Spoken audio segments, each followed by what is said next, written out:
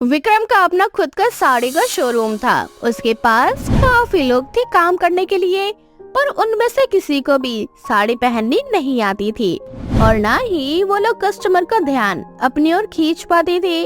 इसलिए विक्रम खुद अपनी साड़ी को बेचने के लिए ग्राहकों से डील किया करता था। अरे मैडम, आप इतनी सुंदर हैं, फिर क्या दिक्कत हो रही है आपको ये साड़ी लेने में? साड़ी तो अच्छी है, पर ये साड़ी उल्टे पल्ले की है और मैं तो सीधे पल्ले की साड़ी बांधती हूँ। अरे मैडम, बस इसलिए आप इतनी सुंदर साड़ी को रिजेक्ट कर रही हैं? आपको इस साड़ी को पहनने का मैं तरीका बताता हूँ। इतना बोलकर विक्रम उस औरत को साड़ी पहनने का सही तरीका बताता है और साड़ी पहनकर दिखाता है। विक्रम को साड़ी में देखकर वहाँ बैठी औरतें हंसने लगती है। भैया, तुमने तो हम औरतों को भी साड़ी पहनने में पीछे छोड़ दिया। आखिर इतनी अच्छी साड़ी कहाँ से पहननी सीखी तुमने? अब क्या करूँ मैडम, मेरा तो काम ही ऐसा है कि अपने ग्राहकों को खुद साड़ी पहनकर दिखानी पड़ती है। वैसे ये साड़ी बहुत अच्छी लग रही है। अब जब आपने मुझे साड़ी पहनने का सही तरीका बता ही दिया है, तो इस साड़ी को पैक भी कर दीजिए। इस साड़ी को लेकर आपने बिल्कुल सही फैसला किया है मैडम। ये साड़ी स्पेशल आपके लिए ही बनी है। इस तरह से विक्रम साड़ी की दुकान पर अपने ग्राहकों को खुद साड़ी पहनकर दिखाता है। ये सब कुछ मोहल्ले की एक पड़ोसन देख लेती है और गली में आकर ढिंढोरा पीटने लगती है।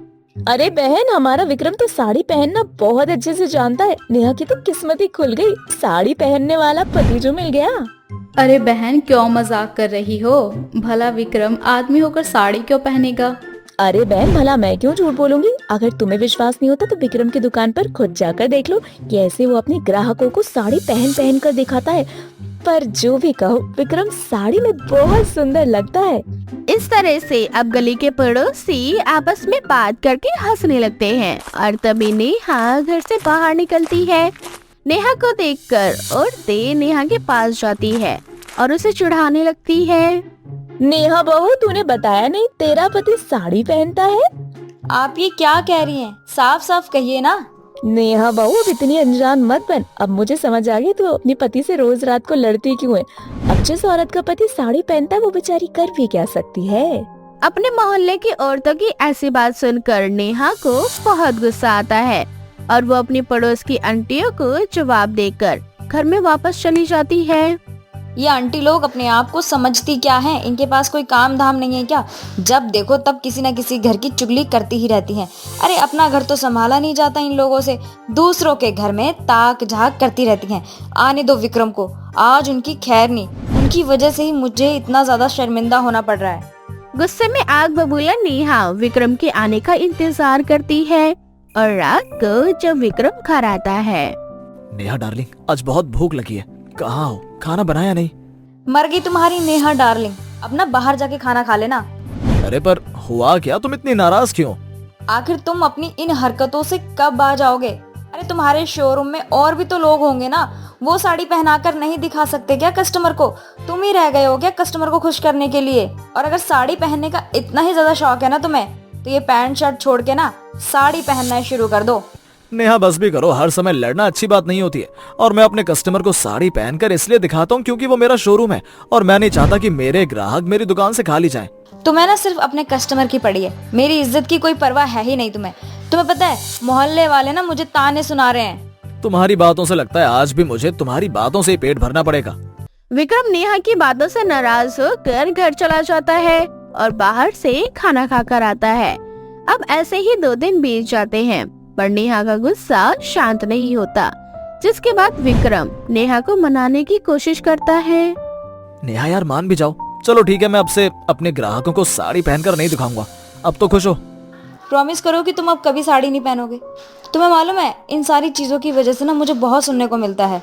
और तुम मेरी बात क्यों नहीं मान लेते? दुकान में कुछ औरतें रख लो जो ग्राहक को साड़ी पहनकर दिखा सके। मैं सब समझ गया, अब मैं ऐसा ही करूंगा। मैं आज ही जा रहा हूँ शोरूम में और वहाँ पोस्टर लगा देता हूँ कि मुझे कुछ साड़ी पहनने वाली औरतों की जरूरत है। विक्रम नेहा के लिए दुकान में अपने ग्राहकों के सामने साड़ी पहनना बंद कर देता है और दुकान के बाहर एक पोस्टर लगा देता है। बड़ी मुश्किलों से उसे एक औरत मिलती है। साड़ी तो तुमने अच्छी पहनी है, पर मेरे शोरूम में तुम्हारा एक ही काम होगा। जो भी ग्राहक आएंगे तुम्हें उन्हें सही तरीके की साड़ी पहनकर दिखानी होगी ताकि हमारे कस्टमर हमसे साड़ी ले सकें। इसलिए तुम मुझे हर तरीके की साड़ी पहनकर दिखाओ। अब विक्रम उस औरत का टेस्ट लेता है और वो औरत अपने टेस्ट में पास हो जाती है, जिस वजह से विक्रम उस औरत को अपने शोरूम के लिए रख लेता है। अब ऐसे ही कुछ दिन बीत जाते हैं, पर जब भी साड़ी पहनकर दिखाने की बारी आती तो वो औरत उल्टे सीधी साड़ी पहनकर ग्राहकों को दिखाती, जो कि कस्टमर को पसंद नहीं आती और वो बिना साड़ी लिए दुकान से चले जाते। तुम्हें इतने अच्छे से साड़ी पहननी आती है, पर फिर भी तुम अपना काम जल्दी खत्म करने के लिए कस्टमर के सामने उल्टी सीधी साड़ी पहनती हो, जिस वजह से कस्टमर बिना साड़ी लिए ही भाग जाते हैं। साहब, साड़ी के ऊपर दोबारा साड़ी पहनकर दिखाना कोई आसान काम नहीं होता। तो किसने कहा तुम्हें साड़ी पहनकर आने के लिए? घर से सूट पहनकर आओ या कुछ और। अगर ऐसे ही चलता रहा तो मैं तुम्हें नौकरी से निकाल दूंगा। माफ करना सर, पर मेरे ससुराल में साड़ी के अलावा कोई दूसरा कपड़ा पहनना अलाउड नहीं है। इतना बोलकर वो औरत खुद काम छोड़कर चली जाती है, जिस वजह से एक बार फिर विक्रम खुद अपने कस्टमरों को साड़ी पहनकर दिखाता है। पर तभी वहाँ नेहा आ जाती है और ये सब देख लेती है, जिसके बाद नेहा अपने गुस्से पर काबू नहीं कर पाती और शोरूम के अंदर ही अपने पति पर गुस्सा होने लगती है। तुम नहीं सुधरने वाले ना। कसम खा रखी है तुमने कि तुम मेरी नाक कटवा कर ही रहोगे। पहले तो सिर्फ मोहल्ले की औरतें ही बोलती थी मुझे, और अब तो रिश्तेदार भी मुझे ताने देने लग गए हैं। वो भी कहने लगे हैं कि नेहा का पति साड़ी पहनता है। आखिर अपनी हरकतों से कब आ जाओगे तुम? कैसे बेशरम इंसान हो यार तुम। कानों पे जूं तक नहीं रेंगती तुम्हारी। नेहा सभी के सामने विक्रम को खड़ी होटी सुनाकर चली जाती है। विक्रम को खुद पर शर्मिंदगी महसूस होती है। ये सब विक्रम के दुकान में काम करने वाला राजू देख लेता है और घर जाकर नेहा को सारी बात बताता है। मैडम, आपको ऐसे सबके सामने गुस्सा नहीं होना चाहिए था। आप नहीं जानती कुछ दिनों से शोरूम नुकसान में जा रहा है, और सर ने जिस औरत को काम पर रखा था वो औरत भी अचानक से काम छोड़कर चली गई। दुकान खाली पड़ी हुई थी, इसलिए जब एक आधी कस्टमर आए तो सर ने खुद साड़ी पहनकर उन्हें दिखाया। और मैडम जी, विक्रम सर अकेले नहीं है जो अपनी दुकान में साड़ी पहनकर कस्टमर को दिखाते हैं। आप और दुकान में भी जाकर देख सकती हैं। इतना बोलकर राजू वहाँ से चला जाता है और नेहा को अपनी गलती का एहसास होता है। अब नेहा जब विक्रम से मिलने शोरूम जाती है तो वो दुकान में देखती है कि किस तरह से सभी दुकान वाले अपने ग्राहकों को लहंगा साड़ी पहनकर दिखा रहे हैं। अब नेहा को समझ आ जाता है कि विक्रम ऐसा क्यों करता है, जिसके बाद वो अपने पति से माफी मांगती है और फिर कभी उस पर इस चीज को लेकर नहीं भड़कती और ताने देने वाले लोगों को मुंह तोड़ जवाब देती है। आंचल पढ़ाई में बहुत तेज थी और वो पढ़ लिख कर कलेक्टर बनना चाहती थी, लेकिन उसके पिता बहुत ही कम उम्र में उसकी शादी विजय नाम के एक लड़के से करवा देते हैं। विजय एक बहुत अच्छा लड़का था जो अपनी माँ के साथ रहा करता था। आंचल के आने के बाद उनके घर की खुशियाँ दुगनी हो चुकी थी, लेकिन किसी को क्या पता था कि आंचल के घर की खुशियों को बहुत जल्द किसी की नजर लगने वाली है। ऐसे ही एक दिन की बात है। विजय हमेशा की तरह काम पर जाता है, लेकिन शाम को आंचल के पास एक फोन आता है। मैडम, आपके पति का देहांत हो चुका है। आप अपने पति की लाश को पहचानने के लिए पुलिस स्टेशन आ जाइए। ये आप क्या कह रहे हैं? ये सब कैसे हुआ और कब? मैडम, आपके पति जिस पुल से गुजर रहे थे वो पुल टूट गया, जिसमें आपके पति के साथ और न जाने कितने ही लोगों ने अपनी जान गंवाई है। इतना बोलकर पुलिस वाला फोन रख देता है और आंचल ये बात अपनी सास रूबी को बताती है। माँ जी, विजय जी अब नहीं रहे। हमें उनकी लाश को लेने के लिए पुलिस स्टेशन जाना है और विजय की लाश को पहचानना है। बहू, तू ये क्या बोल रही है? तुझे जरूर कोई गलतफहमी हुई होगी। भगवान करे आपकी बात सच हो माँ जी, पर अभी तो हमें पुलिस स्टेशन जाना होगा। अब आंचल अपने सास के साथ पुलिस स्टेशन जाती है, जहां वो पुलिस वालों से अपने पति की लाश ले लेती है और उसका अंतिम संस्कार करती है। विजय के जाने के बाद आंचल की घर की स्थिति भी धीरे धीरे बिगड़ने लगती है। वहीं दूसरी तरफ विजय के जाने के सदमे से रूबी की तबीयत भी ज्यादा खराब होने लगती है। अपने घर की आर्थिक स्थिति को सुधारने के लिए अब आंचल के सामने एक ही रास्ता था, काम करने का। इसलिए वो काम की तलाश में घर घर जाती है। मैडम, आप मुझे अपने घर में कोई काम दे दीजिए। मैं घर का सारा काम करना जानती हूँ। आपको कभी कोई शिकायत नहीं मिलेगी। आप बस मुझे अपने घर में कोई काम दे दीजिए। तुझे देखकर तो लगता है कि तू अच्छे घर से है और पढ़ी लिखी है, फिर तू ये नौकरों वाला काम क्यों देख रही है? जिसके बाद आंचल अपनी सारी कहानी उस औरत को बताती है, जिस पर वो औरत उससे बोलती है, मैं समझ सकती हूँ, तुझ पर अभी दुखों का पहाड़ टूट पड़ा है और तू बहुत गरीब भी हो चुकी है। पर मेरे पास पहले से बहुत सारे नौकर हैं। मेरे घर में अब नौकर रखने के लिए कोई जगह नहीं है, परंतु हाँ, मेरा एक बेटा है, वो अभी 12वीं में है और वो 12वीं पास करने के बाद कलेक्टर बनना चाहता है, परंतु पढ़ाई में बड़ा कमजोर। और इसीलिए मुझे एक ऐसी टीचर की जरूरत है जो मेरे बच्चे को अच्छे से पढ़ा सके, ताकि मेरा बच्चा 12वीं में अच्छे नंबरों से पास हो सके। अगर तू मेरे बेटे को पढ़ा सकती है तो बोल। मालकिन, मैं पढ़ी लिखी हूँ।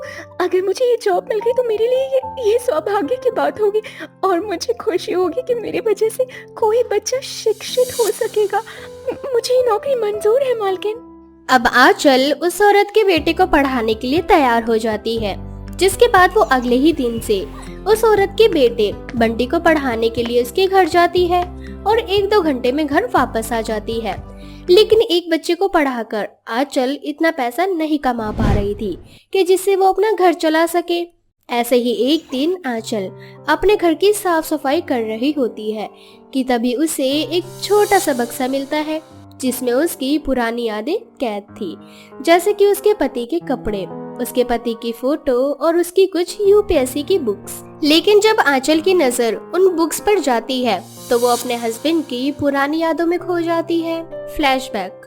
अरे बाप रे, इतनी सारी किताबें हैं तुम्हारे पास, वो भी यूपीएससी की।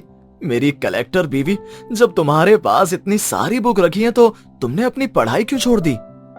विजय बाबू, ऐसे कोई कलेक्टर नहीं बन जाता। इसके लिए बहुत मेहनत करनी पड़ती है और काफी पैसे भी खर्च होते हैं। बस पैसों के चलते मुझे अपनी यूपीएससी की पढ़ाई छोड़नी पड़ी। परंतु आज जब भी मैं रात को सोती हूँ, मैं खुद को कलेक्टर बना हुआ देखती हूँ और देखती हूँ कि मैं किस तरह से लाल बत्ती वाली गाड़ी में घूम रही हूँ। काफी लोग मेरे पीछे हैं जो मुझे सैल्यूट कर रहे हैं। अपने सपने में तुम मुझे नहीं देखती क्या? आखिर मैं भी तो एक कलेक्टर का पति हूँ। आप मेरा मजाक बना रहे हैं। नहीं, मैं तुम्हें तुम्हारे सपने में याद दिला रहा हूँ ताकि तुम अपने सपनों के पास जा सको और उन्हें पूरा कर सको। अब तुम कलेक्टर बनकर रहोगी, मैं तुम्हें बनाऊंगा। इसके लिए चाहे मुझे दिन रात ही क्यों ना एक करना पड़े। फ्लैशबैक से बाहर आंचल अपने पुराने ख्यालों में खोई होती है कि तभी वहाँ उसकी सास रूबी आ जाती है और उसके हाथों में यूपीएससी की किताब देख रूबी उससे बोलती है, बहू, तेरे पास अभी भी मौका है। तू पढ़ाई करके अपना और अपने पति का सपना पूरा कर सकती है। तुझे याद है ना कि तू कलेक्टर बनना चाहती थी, लेकिन तेरे पिताजी ने तेरी शादी करवा दी क्योंकि उनके पास इतने पैसे नहीं थे कि तुझे वो यूपीएससी की तैयारी करवा सके। तुझे पता है, जब ये बात विजय को पता चली तो उसने तेरे सपने को अपना सपना बना लिया और वो अकेले ही 12-12 घंटे की ड्यूटी करने लगा ताकि तुझे कलेक्टर बना सके। पर माँ जी, मैं एक ही बच्ची को ट्यूशन दे रही हूँ और महीने के 4 से 5 हजार ही कमा पाती हूँ। इतने कम पैसों में अपनी पढ़ाई और घर सब कुछ कैसे चला पाऊंगी माँ जी? अरे तो तुझे किसने कहा है कि तू एक बच्चे को पढ़ा? मैं तो कहती हूँ तू उन सभी बच्चों को पढ़ा जो पढ़ना चाहते हैं और उनसे कम फीस लिया कर, ताकि उनका भी भविष्य बने और तेरा भी। आंचल को अब समझ आ जाता है कि उसे क्या करना है। अब आंचल घर घर जाकर बच्चों को होम ट्यूशन देती है और साथ ही रात को घर आकर अपने आगे की पढ़ाई करनी शुरू कर देती है। इस तरह से आंचल दिन रात मेहनत करती है और कुछ दिनों बाद आंचल अपना यूपीएससी का एग्जाम देने के लिए जाती है और एग्जाम देकर घर आती है। आंचल के घर आते ही रूबी आंचल से बोलती है, बहू, तेरा पेपर कैसा गया? और तू जानती है, जब तू पेपर देने गई थी ना तो तेरे सारे विद्यार्थी यहाँ आए थे तुझे बेस्ट विशेष देने के लिए। पता नहीं माँ जी क्या होगा, पर मैं अपना बेस्ट देकर आई हूँ और मुझे पूरा यकीन है कि मैं बहुत अच्छे नंबरों से पास होंगी। और मुझे भी तुझ पर पूरा भरोसा है बहू। अब इसी तरह से कुछ दिन बीत जाते हैं। आंचल का रिजल्ट आ जाता है, वो प्रथम स्थान पर आती है और इस तरह से वो अपने गांव की कलेक्टर बन जाती है।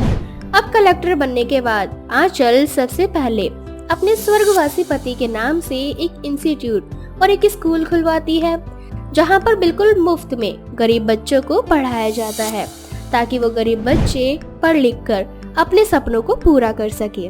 सुनैना के 5 बेटे थे और उसके 5 बेटों ने अपनी मर्जी से शादी की थी और सुनैना अपने 5 ही बेटों से बहुत नाराज थी।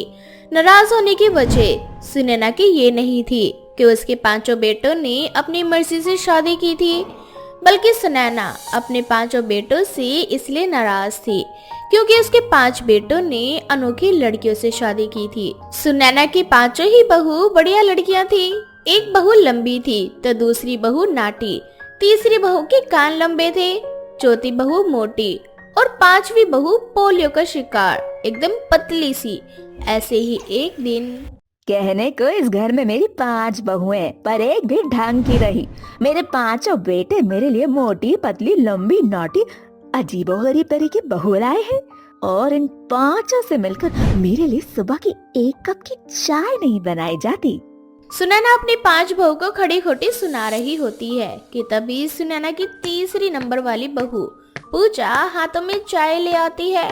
पूजा नाटी थी जिस वजह से पूजा चाय लेकर सुनैना के पास खड़ी हो जाती है। सुनैना की नजर पूजा पर जाती ही नहीं है। माँ शांत हो जाइए, आज चाय बनाने की बारी मेरी थी और देखिए ना, मैं कब से आपकी चाय लेकर आपके पास खड़ी हूँ और आप है कि देख ही नहीं रही। पूजा बहू, अगर तू नाटी है तो इसमें मेरी क्या गलती? इसीलिए तू जब मेरे पास आती है तो आवाज लगाती हुई आया कर ताकि मैं तुझे देख सकूं। वैसे तुझसे एक बात पूछनी है, तेरे माँ बाप ने तुझे कॉम्प्लान नहीं पिलाया क्या जो तू इतनी नाटी रह गई? हाँ माँ जी, मेरे माँ बाप ने तो मुझे खूब सारा कॉम्प्लेन पिलाया था, लेकिन आप शायद भूल रही हैं कि मेरा तो पूरा खानदान ही नाटा है और जब मेरा पूरा खानदान ही नाटा है तो मैं भला लंबी कैसे हो सकती हूँ? ये बात भी सही है। इतना बोलकर सुनैना अपनी चाय पीने लगती है। अब इसी तरह से कुछ दिन बीत जाते हैं और एक दिन सुनैना की नजर घर की दीवारों पर पड़ती है और वो देखती है कि घर की दीवार और छत पर जाले लगे हुए हैं। फिर क्या था, घर की गंदगी देखकर एक बार फिर सुनैना का दिमाग गर्म हो जाता है। अरे ओ कलमोही, 5 मेरी बहुएं कहाँ मर गई? दिखाई नहीं दे रहा घर में कितनी गंदगी हो चुकी है। अरे तुम 5 मुफ्त की रोटियां तोड़ने आई हो क्या ससुराल में? क्या हुआ माँ जी, आप इतना शोर क्यों मचा रही हो? अरे शोर क्यों ना मचाऊं तो और क्या करूं? अरे तेरे लंबे होने का क्या ही फायदा जब तू घर के जाले भी साफ नहीं कर सकती। माँ जी, आप छोटी छोटी बात पे नाराज क्यों होती हैं? आपकी 5 बहुएं अनोखी तो हैं ही, पर लगता है कि आप भी एक अनोखी सास है जिसकी याददाश्त कमजोर है। लंबी बहू मतलब आरती बहू? तेरे कहने का मतलब क्या है? तुम 5 की तरह मैं भी लंबी नाटी मोटी पतली और बड़े कान वाली हूँ जो तुम मुझे ऐसा बोल रही हो? माँ जी, आप नाराज होना बंद करेंगी तो ही तो मैं आपको बताऊंगी ना कि मैं मायके गई थी और मेरे अलावा इस घर के जाले कोई और साफ तो कर ही नहीं सकता, क्योंकि आपकी लंबी बहू तो सिर्फ और सिर्फ मैं ही हूँ। हाँ हाँ, याद आ गया। अब मेरे सर पर बैठने की जरूरत नहीं है, चुपचाप से घर की सफाई कर। इतना बोलकर सुनैना अपने कमरे में जाकर गुस्से में अपनी 5 बहू के बारे में भला बुरा कहने लगती है। ना जाने मेरी किस्मत में क्या लिखा था जो भगवान ने मुझे ऐसी 5 बहुएं दे दी। एक पराठा और चाय लेकर आती है तो दिखाई नहीं देती, सबसे नाटी है, पर खाना भी वही बनाएगी। दूसरी लंबी है, सफाई करने की जिम्मेदारी नहीं लेती। एक और है जिसके हाथी के कान बड़े बड़े खरगोश की तरह, सारी बातें सुन लेती है, कितना भी धीरे से क्यों ना बोल लूं। सुनैना अभी बोल ही रही होती है कि तभी सुनैना की बहू इमली अपने बड़े कानों के साथ उसके सामने आ खड़ी होती है और अपनी सास से कहती है, माँ जी, जब आप जानती हो कि मैं अपने तेज कानों से आपकी बुराई साफ साफ सुन लेती हूँ तो फिर आप मेरी बुराई करती ही क्यों हो? ओ मैं तो डर गई। क्यों बहू, तू क्या कहीं की तोप है जो मैं तेरी बुराई करने से डरूं? हाँ, मेरी और भी तो 4 बहुएं हैं, उनकी भी तो बुराई करती हूँ, फिर भला तुझे कैसे छोड़ दूं मैं? और वो मोटी शिल्पा कहाँ है? उसको बोलो आकर मेरे पैर दबाएगी, मेरे सोने का समय हो रहा है। अभी भेजती हूँ शिल्पा को। इस तरह से इमली बेचारी मुंह बनाकर वहाँ से चली जाती है और शिल्पा अपनी सास के पैर दबाने के लिए भागती हुई कमरे में आती है। मैं तो थक गई माँ जी। बिना कुछ किए? माँ जी ये क्या कह रहे हो? मैं आपके लिए कमरे से भागती हुई आई हूँ, आपको दिखाई नहीं देता मैं कितनी मोटी हूँ? कई बार तो मैं आपके कमरे के दरवाजे में फंस जाती हूँ। मेरे बारे में थोड़ा तो सोचा करो माँ जी। बस बहू, जो मुझे सोचना था वो मैंने सोच लिया तेरे बारे में। आप चल जल्दी से मेरे पैर दबाना शुरू कर। इस तरह से शिल्पा अपनी सास के पैर दबाने लगती है। अब समय बीतता जाता है और समय के साथ सुनैना अपने बहुओं को पसंद करने लगती है। और एक दिन अचानक से सुनैना को पता चलता है कि मोहल्ले में एक प्रतियोगिता हो रही है। इस प्रतियोगिता में जो बहू जीतेगी उसे इनाम के तौर पर 10,000 मिलेंगे। पर इस प्रतियोगिता के बारे में सुनने के बाद मोहल्ले की सारी सासें खुश होती है सिवाय सुनैना के।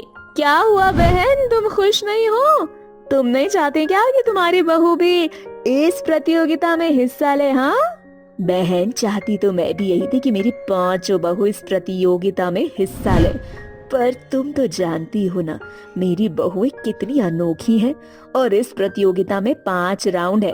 पहला भागने का, दूसरा पतली गली से निकलने का, तीसरा जाल के नीचे से जाने का, चौथा तरह तरह की आवाजों को पहचानने का और 5वां ज्यादा से ज्यादा जगह घेरने की।